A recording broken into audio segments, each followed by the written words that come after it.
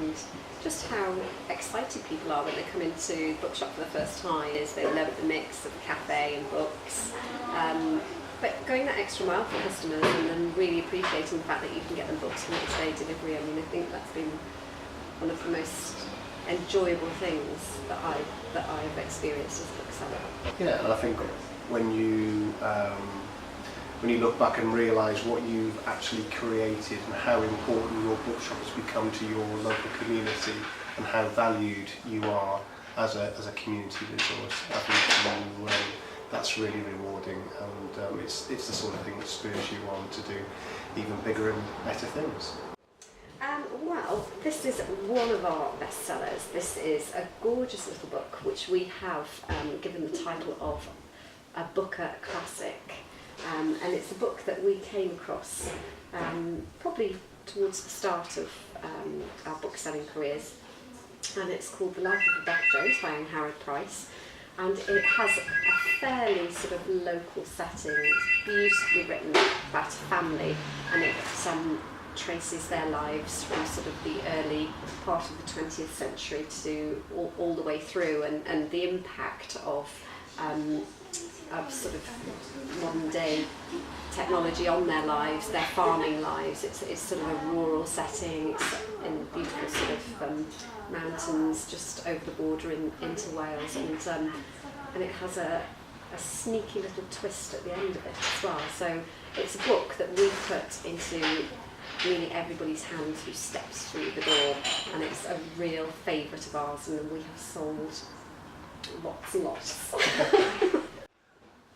I don't have a favourite book per se. What I sort of tend to remember are some of the best reads I've read most recently. So two of my favourite reads of 2015 are All Involved by Brian Gattis, and a book which is really in the news at the moment.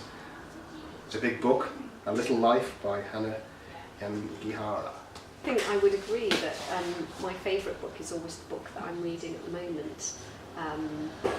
As a bookseller, you're reading so much all the time. But my sort of favourite read so far, well, one of my favourite reads so far this year has been A Whole Life, which is a fraction of the size of A Little Life, and Nellie Dean.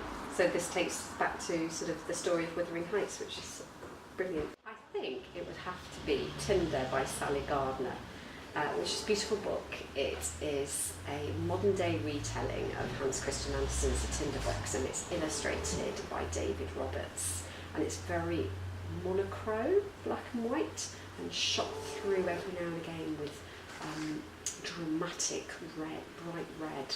So that's the most beautiful book I own at the moment. Well, I think at the moment it's so fresh in my mind because I've just read Ghost Setter Watchman by Harper Lee, and I think I would definitely have to invite Scout over.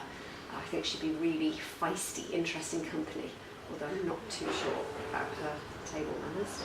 Difficult always to pull out a specific memory, but after we've been booksellers a couple of years, we've been on holiday, and my first day back in the shop, we had a visit from the author Owen Shears, who was visiting Oswestry because he wanted to see where his sort of hero, Wilfred Owen, was born.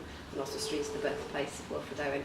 And he came into the shop, and he was so delighted with finding a bookshop in Oswestry, and he spent time in the shop. And then after his visit, he wrote a lovely review of our bookshop, which then appeared in The Guardian. So that was an absolute delight to meet him, and then a real surprise afterwards that he liked this shop so much, and it had such an impact on him that he decided to write about us in a national newspaper. So.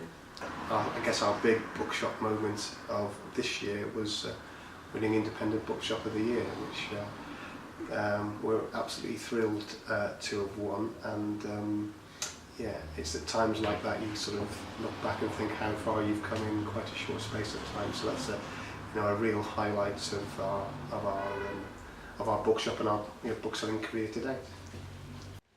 I suppose every day is different, but the routine really is coming into the shop and setting up the shop, and then greeting our regular customers. We have one customer who comes in at 9:30 every morning and always has a cup of tea and a piece of cake, knows us all by name, greets us all by name. And so it's always lovely to see him first thing in the morning. And then the day begins, and you never know which way it's going to take. Sometimes you think it might be a quiet day and people are in the shop from as soon as the doors open.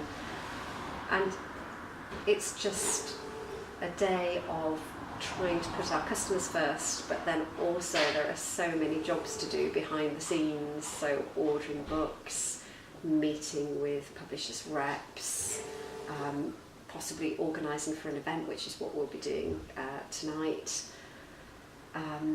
pitching for events, future events, checking emails. You never know who is going to walk through the doors of your bookshop. It could be an author. You don't know. You don't know what sort of conversations you're going to have, people you're going to meet, and I think that is the most rewarding part of say being a bookseller. It's meeting people, it's having those conversations, it's sharing that passion about books, and some people like lots and lots of advice and recommendations. Others, I'm just happy to sort of be in a beautiful bookshop and having and discovering books they didn't know they wanted till they saw them on your shelves.